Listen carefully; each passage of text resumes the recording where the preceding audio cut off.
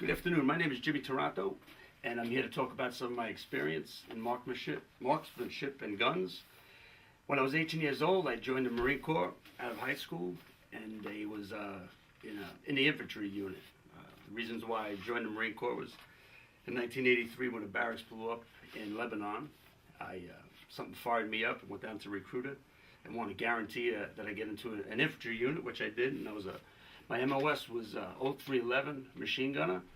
From Camp Geiger, I wanted to go into a reconnaissance unit, which I tried out for and was accepted, but was sent to the Philippines instead on barracks duty.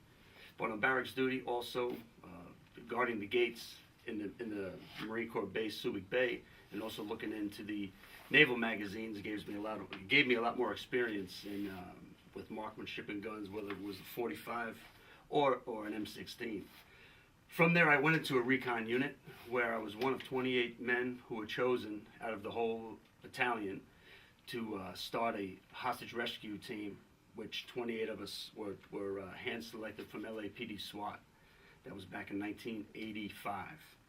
It was a 6-month course that was put on in California. There was a shooting house built customly just for us, and we were the first Marines to be deployed on a SOCMAL, which was a Special Operations Capability platoon, which went overseas, and we got to train again in some very extensive training with the SAS in Australia, which was a very good experience and a whole different concept of shooting on point shooting versus using off your shoulder.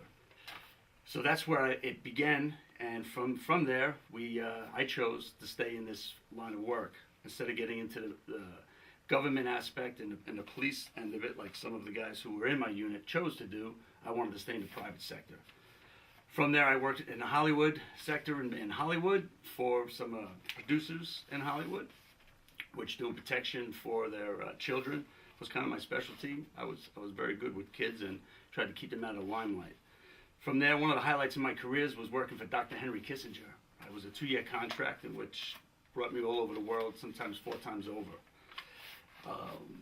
From the Kissinger era, I went into the government line of work over in Bosnia, where we were doing protection on a ambassador over in Bosnia-Herzegovina and Croatia. The thing I love most about marksmanship is the dedication and loyalty in which you need to have in order to perfect that skill, which, as we know, if you don't practice all the time, you will lose. It's not like riding a bicycle. Some of my favorite marksmanship stories had to do in Australia, shooting with the SAS, and thinking after a year of intensive shooting, going over to Australia and shooting with a group of guys who have the experience of some of the live situations they were in, and hearing about them and doing a lot of clearing on airplanes, and some of the things they did in England were pretty intense. So that's probably one of the highlights of my career, shooting side by side with these guys and on a competitive edge. A little bit about myself.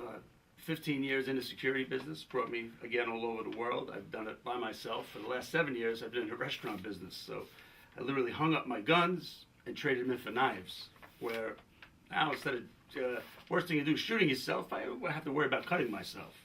But I had a restaurant here locally in a town in Monroe in Washington State.